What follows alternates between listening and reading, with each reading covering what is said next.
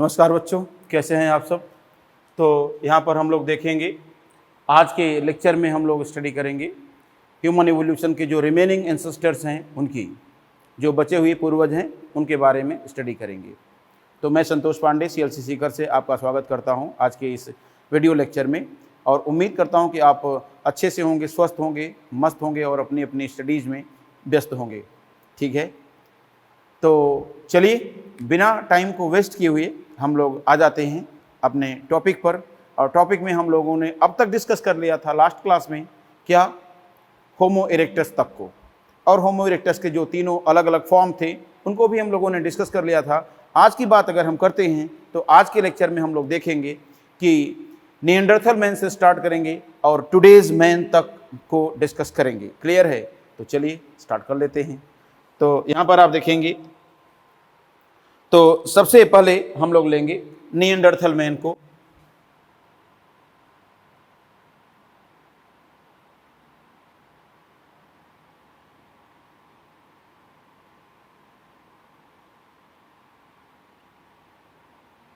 Neanderthal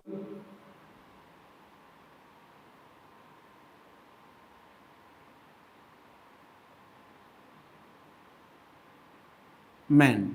अब Neanderthal man की बात अगर हम लोग करते हैं तो सवाल उठता है कि इसका जो जीनस या कह लीजिए जो साइंटिफिक नेम है इसका वो क्या है। तो आइए थोड़ी सी चर्चा उस पर भी हम लोग कर लेंगे। तो इसमें आप देखेंगे, it is considered as the homo sapiens neanderthalensis.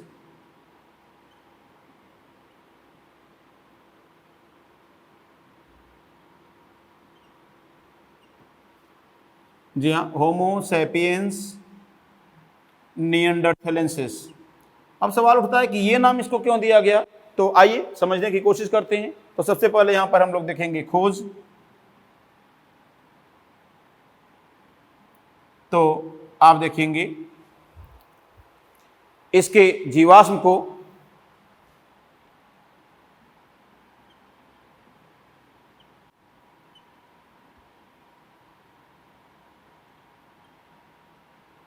किसने इसके जीवाश्म खोजा था? सी फुहलरॉट। सी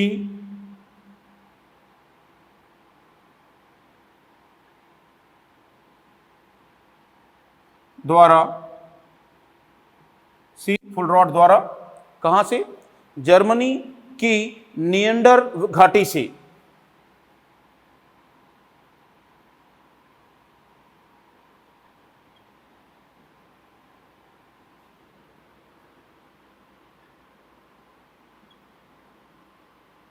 निएंडरथल घाटी से या घाटी की प्लीस्टोसीन चट्टानों से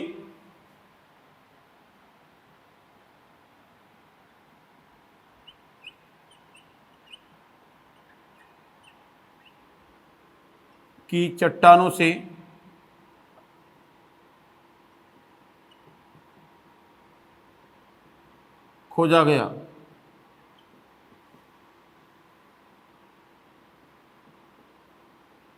तो ये कहानी हो जाएगी।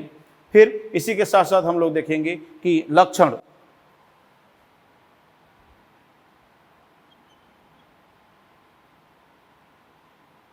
तो लक्षण में हम देखेंगे कि मस्तिष्क क्षमता,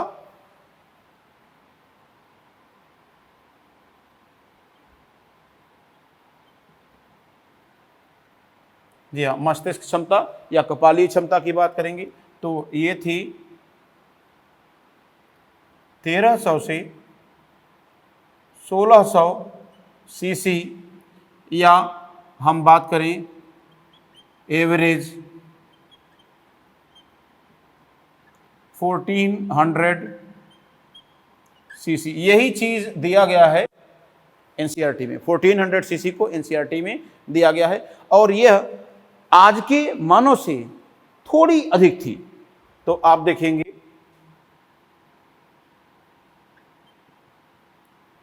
अर्थात आज के मानव जैसी या कुछ अधिक।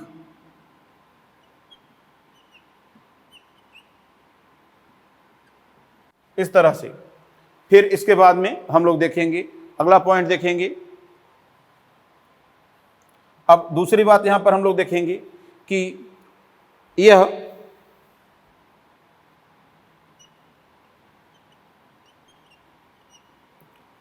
समूहों में रहते थे तथा शिकार करते थे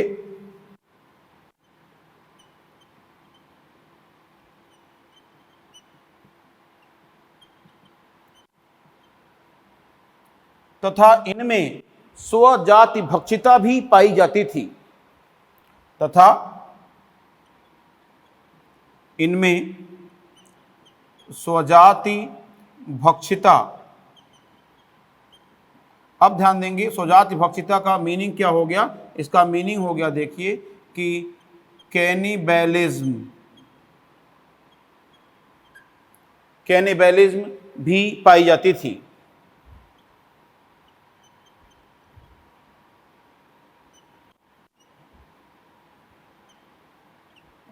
इस तरह से। अब इसमें आप देखेंगे कि स्वजाति भक्षिता अर्थात अपनी ही जाति के सदस्यों को खाने की आदत भी पाई जाती थी। जैसे किसी दूसरे कबीले का अपनी ही जात का सदस्य अगर मिल जाता था तो उसको भी ये मार करके, उसका शिकार करके ये लोग खा जाते थे। ऐसी व्यवस्था इनमें थी। अब इसी के साथ साथ यहां पर आप देखेंगे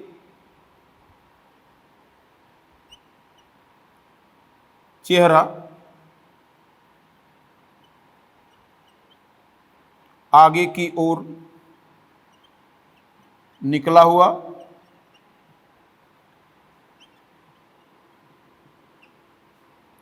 अर्थात प्रोग्नेथस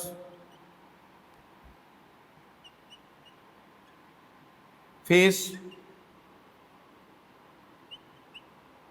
ध्यान दीजिएगा, प्रोग्नेथस फेस किसके जैसा था? अब तक के सभी पूर्वजों के जैसा। तो आप देखेंगे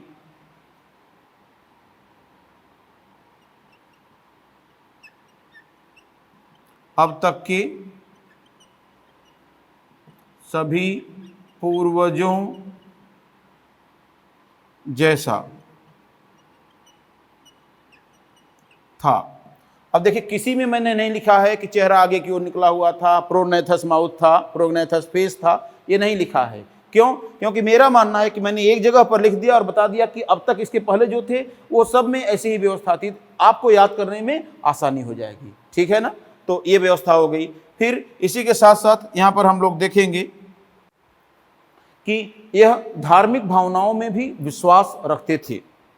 तो आप देखेंगे, पहली बात तो ये देखेंगे कि यह ठंड से बचने के लिए, ध्यान दीजिए, ठंड से बचने के लिए जानवरों की खाल अर्थात जानवरों की मृत त्वचा को कपड़े के रूप में उपयोग करते थे। तो यहां पर देखेंगे, यह ठंड से बचने के लिए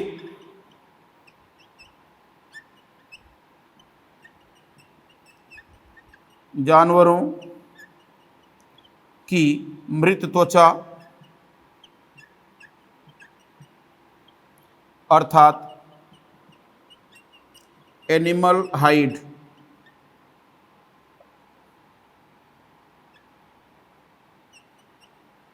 का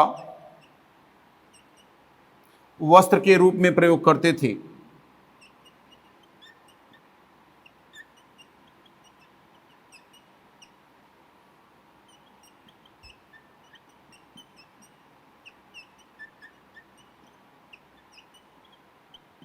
ये कहानी हो गई। फिर इसी के साथ साथ हम लोग देखेंगे एक और बात कि यह पूर्वी एवं केंद्रीय एशिया के भागों में पाए जाते थे।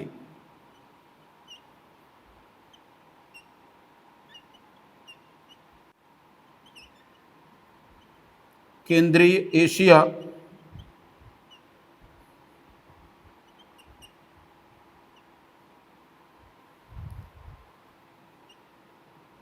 के भागों में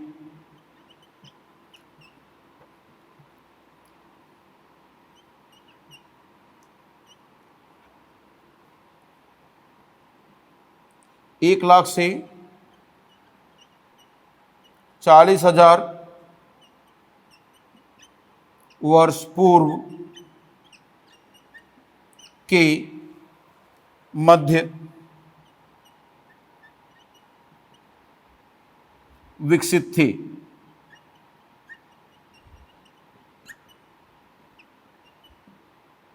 ये कहानी हो गई। इसी के साथ साथ यहां पर हम लोग देखेंगे कि यह धार्मिक भावनाओं में भी विश्वास करते थे।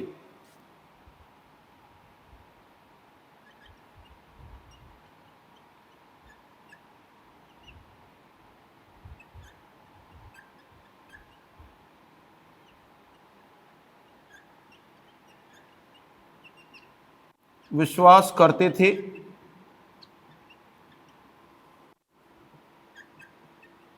तथा आत्मा की अमरता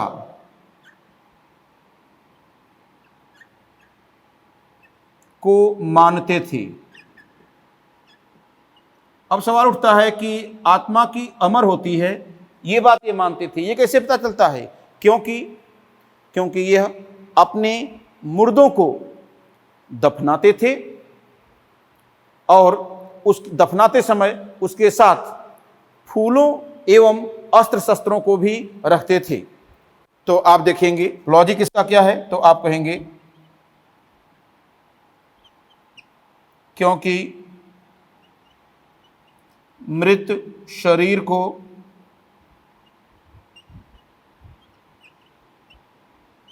किसके साथ? फूलों। तो आप देखेंगे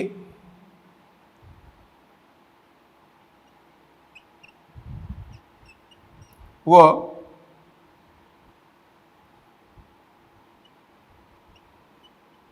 अस्त्रों के साथ दफनाते थे।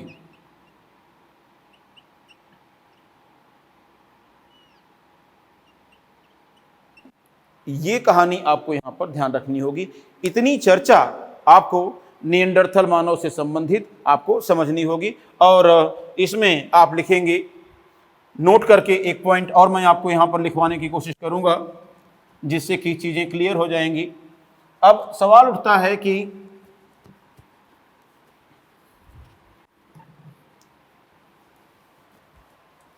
देखिए, कई बच्चे आप में से ऐसा मानते हैं कि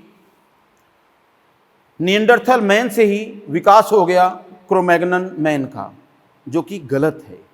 इनका विकास और आगे किसी में नहीं हुआ, बल्कि यह एक अंध विकासीय रेखा के रूप में पूरी तरह से विलुप्त हो गए, समाप्त हो गए, और यह किसी और में विकसित नहीं हुए।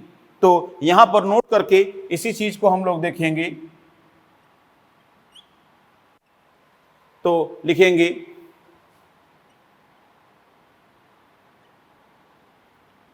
लगभग 30,000 से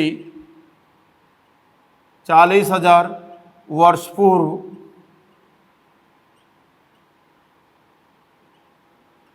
यह अंध विकासीय रेखा के रूप में, तो बच्चों इस तरह से आप देख सकते हैं कि यहां ये निएंडरथल मैन से रिलेटेड देखिए, लगभग 30,000 से 40,000 वर्ष पूर्व यह अंध विकासीय रेखा के रूप में विलुप्त हो गए, एक्सटिंक्ट हो गए, और तथा यह किसी और पूर्वज में विकसित नहीं हो सके। अर्थात ये नहीं माना जाना चाहिए, अर्थात हम ये नहीं कह सकते कि इनसे क्रोमैग्नन का विकास हो गया। नहीं, इनसे किसी का विकास नहीं हुआ, ये समाप्त हो गए, मीन्स समाप्त हो गए। इसीलिए यह हमारे डायरेक्ट एंसेस्टर नहीं माने जाते हैं, इनसे हमारा उद्विकास नहीं हुआ है, बल्कि यह हमारे समांतर विकसित होने वाली एक पैरेलल स्पीसीज हैं। अर्थात यूं कहिए कि ये हम लोगों के एक कजन स्पीसीज हैं। क्या है? चचेरी जात के रूप में, कजन स्पीसीज के रूप में ये विकसित हुए थे। ठीक है ना? तो चलिए अब हम लोग बात करते हैं, इसके बाद अगले पूर्वज की चर्चा कर लेते हैं, ठीक है ना। और अगला पूर्वज कौन था आप जानते हैं। तो अब आ जाएगा यहां पर देखेंगे Cro-Magnon man.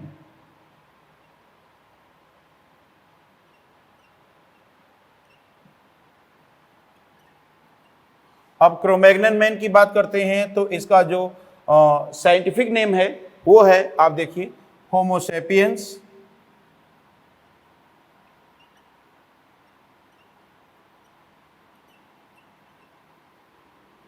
Sapiens, no, Homo sapiens फॉसिलिस।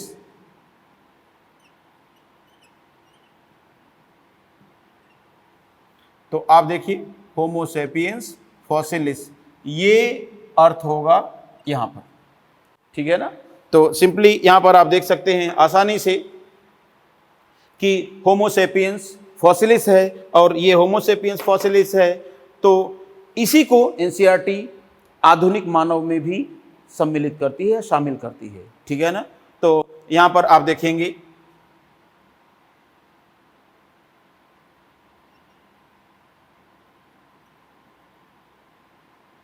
आधुनिक मानव में शामिल पूर्वज। यहां पर हम लोग देखेंगे तो सिंपली अगर हम इनकी बात करेंगे तो देखें कि क्या खास बात थी इनकी। तो फॉसिल डिस्कवरी की बात कर लेते हैं।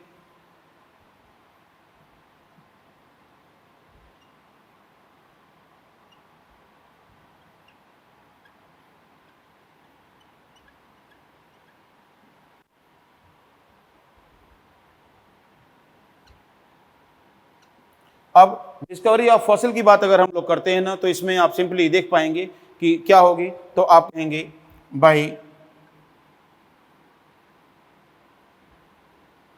मैकग्रेगर ने इसको फॉसिल को, इसके फॉसिल को डिस्कवर किया। कहां से? तो आप लिखेंगे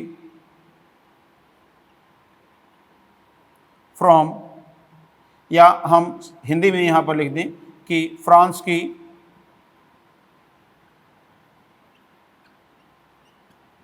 क्रोमैग्नन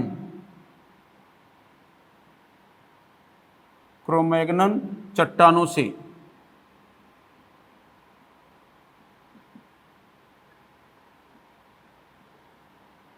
इस तरह से। तो ये बात हो गई कहां से, ये फ्रांस था, ठीक है ना। फ्रांस की क्रोमैग्नन चट्टानों से इसको खोजा गया।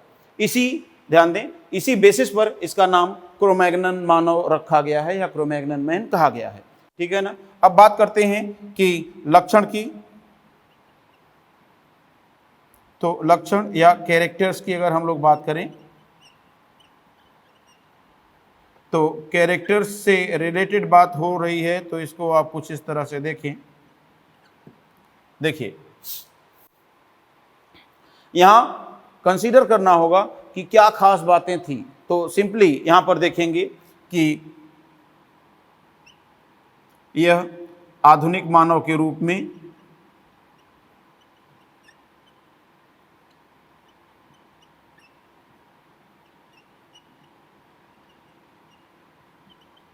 में हिमयुग के समय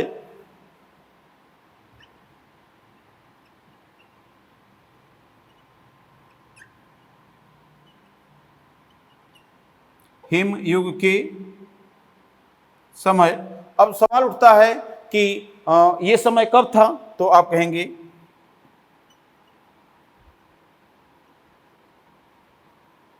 या वैसे ही चलने दें हम लोग, लगभग 75,000 से 10,000 वर्ष पूर्व के बीच विकसित हुए थे।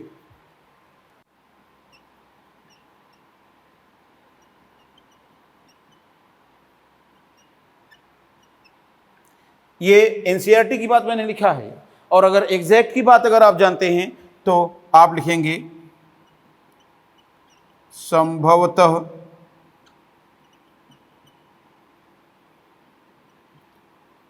लगभग 34,000 वर्ष पूर्व।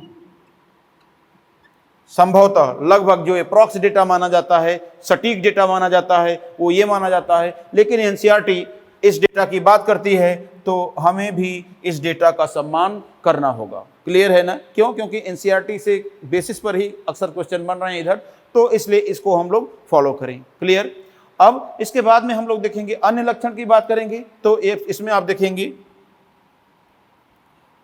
ऊंचाई,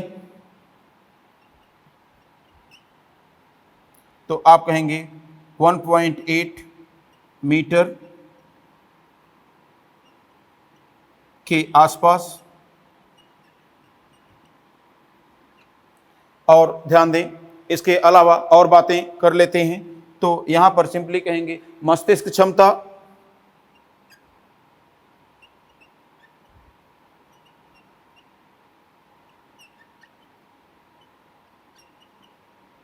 मस्तिष्क क्षमता की बात करेंगे तो आप इसमें कहेंगे कि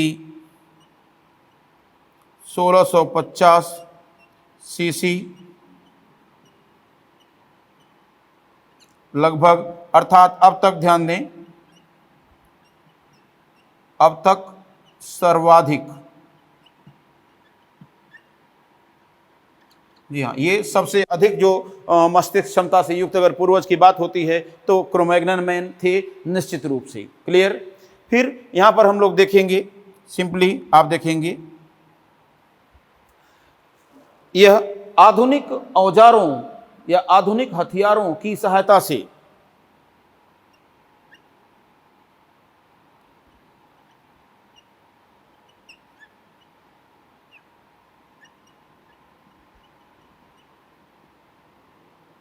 अब सवाल उठता है कि आधुनिक हथियार किसको मानेंगे?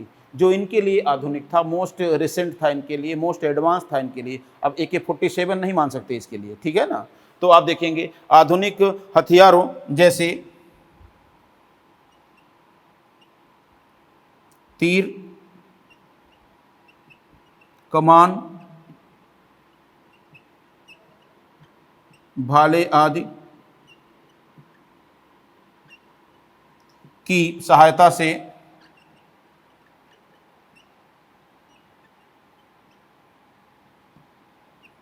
आज की सहायता से विशालकाय जंगली जानवरों का शिकार करते थे।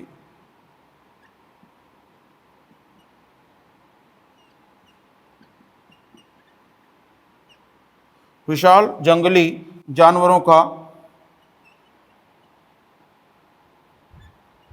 शिकार करते थे।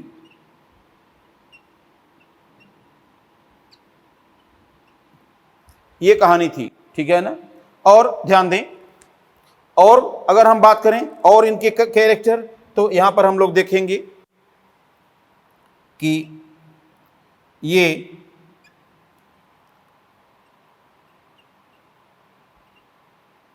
समूहों में गुफाओं के भीतर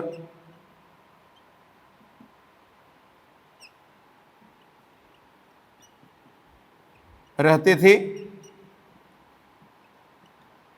ये बात हो गई, सामूहिक रूप से रहते थे, गुफा के भीतर रहते थे।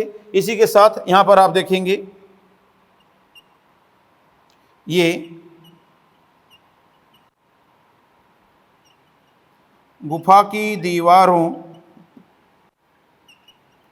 पर चित्रकारी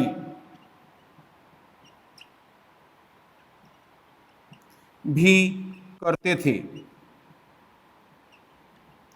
गुफा की दीवारों पर चित्रकारी भी करते थे, और इनके द्वारा बनाई गई चित्रकारी जो लगभग 18,000 वर्ष पूर्व की मानी गई है, ठीक है ना?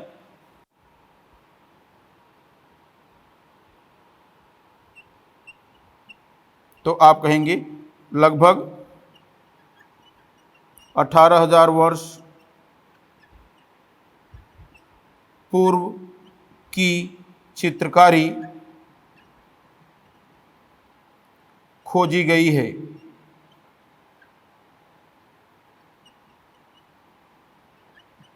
इनके द्वारा जो बनाई गई थी, ऐसी लगभग 18,000 वर्ष पूर्व की चित्रकारी को खोजा गया है। ठीक है ना। तो ये सब बातें इनसे रिलेटेड थी और ये सब चीज़ों को आप यहाँ पर कंसीडर कर सकते हैं। और ध्यान दें,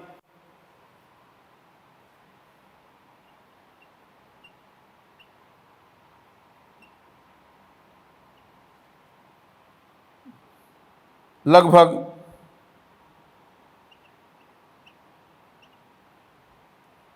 10,000 से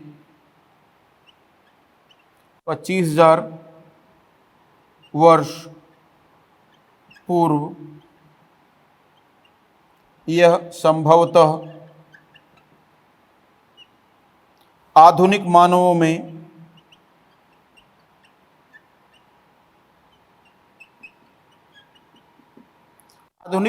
या हम कहें कि आज के मनुष्यों में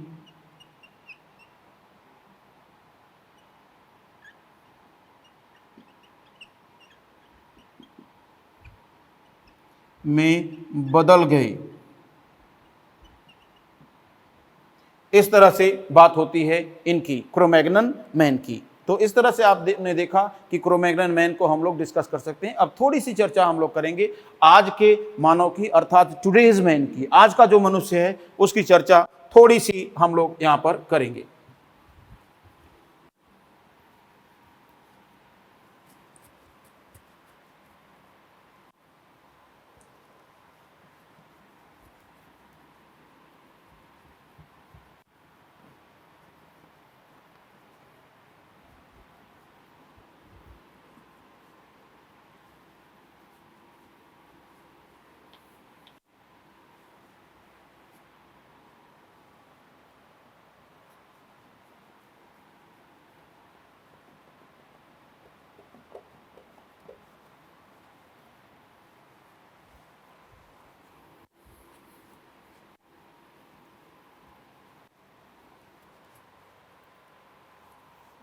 ओके, थोड़ी सी चर्चा आज का मनुष्य। तो इसमें आप देखेंगे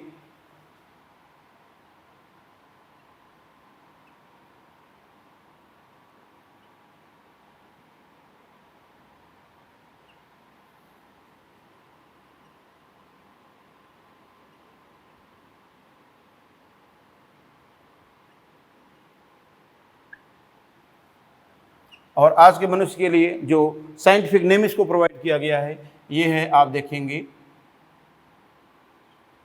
होमो सैपियंस सैपियंस।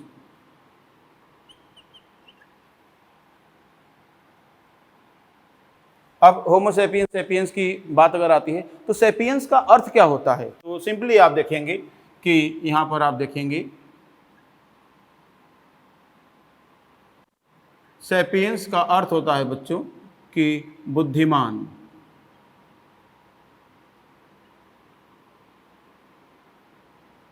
तो आई थिंक आप समझ गए होंगे कि इसको सैपियंस क्यों कहा जाता है। होमो सैपियंस का अर्थ होता है बुद्धिमान मनुष्य। ठीक है। तो यहां पर आप देखेंगे तो सिंपली आप कहेंगे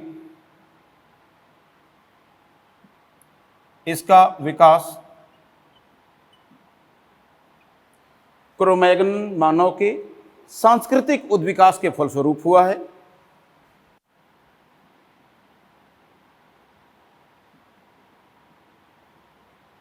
क्रो-मैग्नन मानव के सांस्कृतिक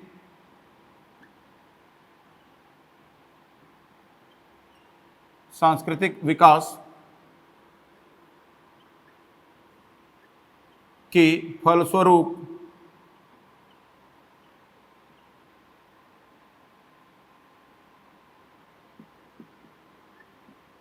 हुआ है। ध्यान दीजिएगा, सांस्कृतिक विकास के फलस्वरूप हुआ है। फिर इसके बाद में हम लोग एक चीज और देख सकते हैं, यहाँ पर क्या कंडीशन है इसको आप समझें। और यहाँ पर जो मस्तिष्क क्षमता इसकी है, ध्यान दें,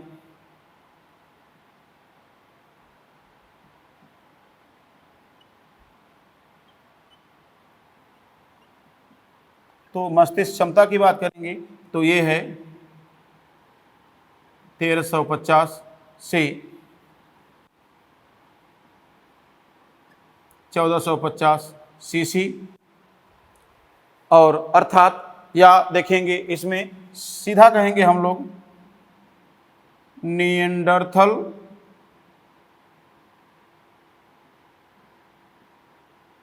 मानव से कुछ कम। तो ये बात भी यहाँ पर आपको देखनी पड़ेगी। तो इस तरह से इस चीज़ को हम लोग थोड़ा सा कंसीडर करेंगे। तो ये हो गई। फिर यहाँ पर हम लोग देख पाएंगे कि मनुष्य ने कृषि का आरंभ कब किया। तो आप लिखेंगे, तो पहले तो देखेंगे आरंभ में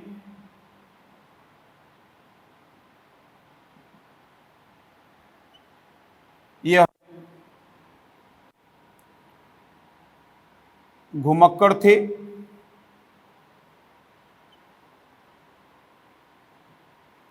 घुमक्कड़ स्वभाव के थे,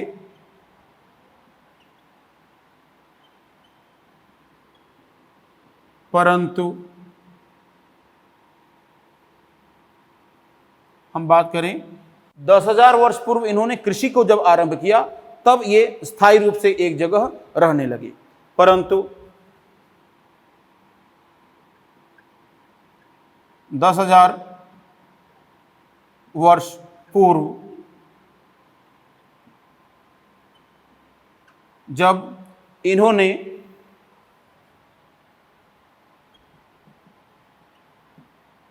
कृषि को अपनाया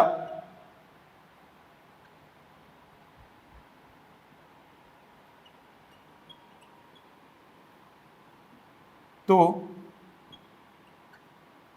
स्थायी रूप से एक स्थान पर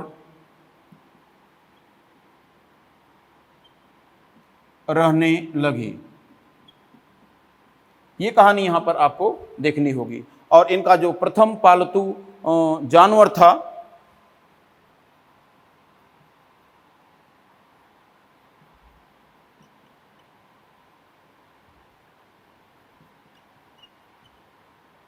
ये क्या था? ये था कुत्ता।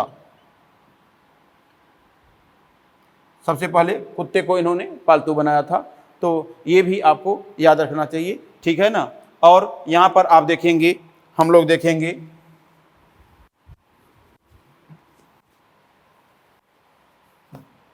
हम लोगों को नोट करके एक दो बातें और देखनी हैं। तो आप देखेंगे केवल क्रोमैग्नन एवं आज के मनुष्य में ही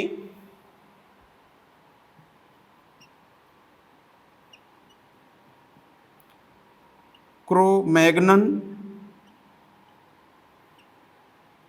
मानव व आज के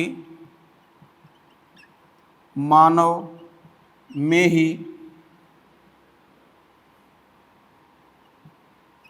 सपाट चेहरा अर्थात ऑर्थोनेथस फेस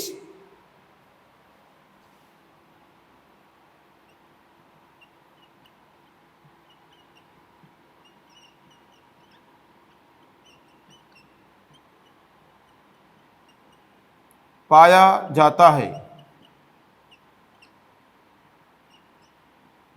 इस तरह से आप देख पाएंगे ऑर्थोनेथस फेस पाया जाता है।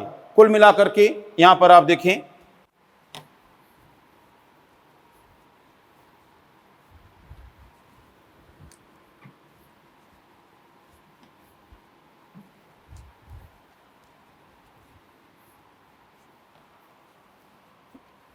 तो ये कहानी आप देख पाएंगे, ठीक है ना। फिर इसके बाद में आगे की हम लोग बात करेंगे। तो आगे की बात करेंगे तो नोट में ही एक पॉइंट हम लोग और ऐड कर लेते हैं कि भविष्य का मानव कैसा होगा।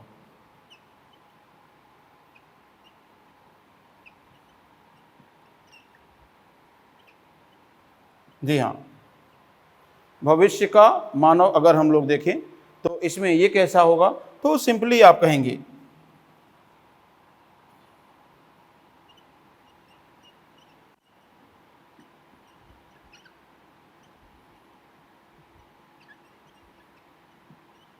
Homo sapiens फ्यूचुरेलिस।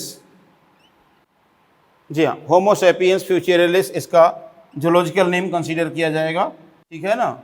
और इसमें आप कहेंगे संभवतः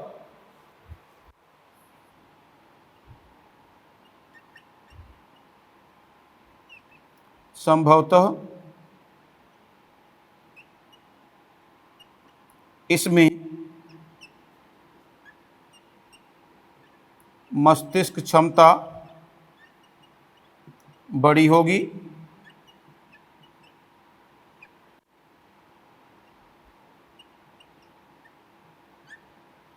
शरीर की ऊंचाई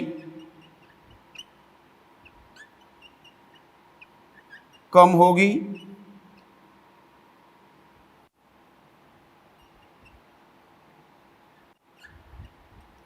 पांचवी अंगुली,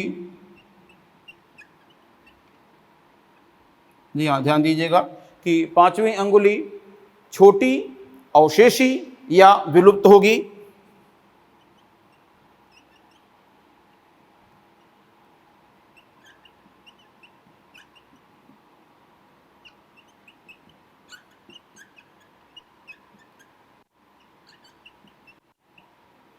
विलुप्त होगी।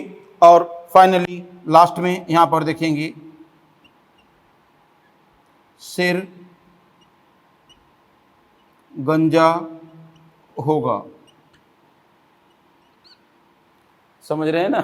जी हाँ, सिर गंजा होगा। तो इस तरह से आप देखेंगे, अर्थात बालों का सिर पर कम होना अधिक चिंता की बात नहीं है, एक इवोल्यूशनरी कैरेक्टर आप मान सकते हैं।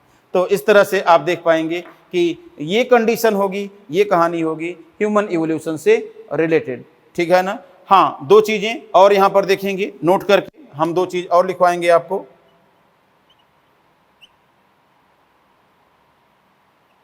ध्यान दें,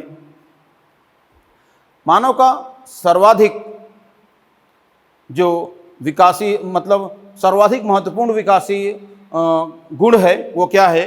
तो आप लिखेंगे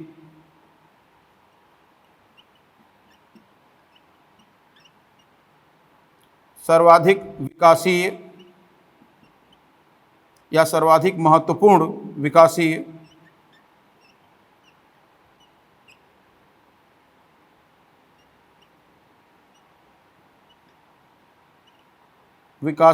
लक्षण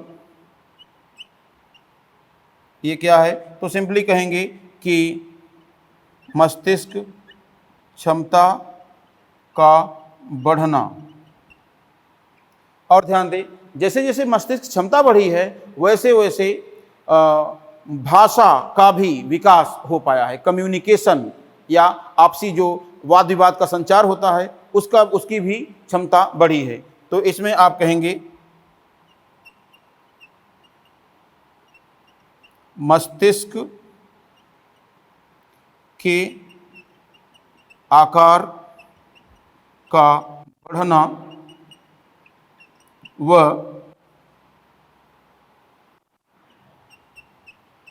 भाषा का विकास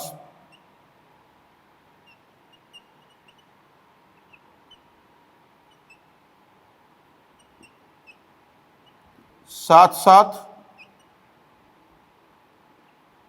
अब ध्यान दें, साथ साथ हुआ है, दैट इज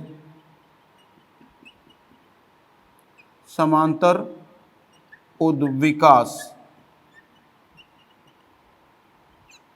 इस तरह से इन चीजों को आप कंसीडर कर सकते हैं, इस तरह से इन चीजों को आप देख सकते हैं।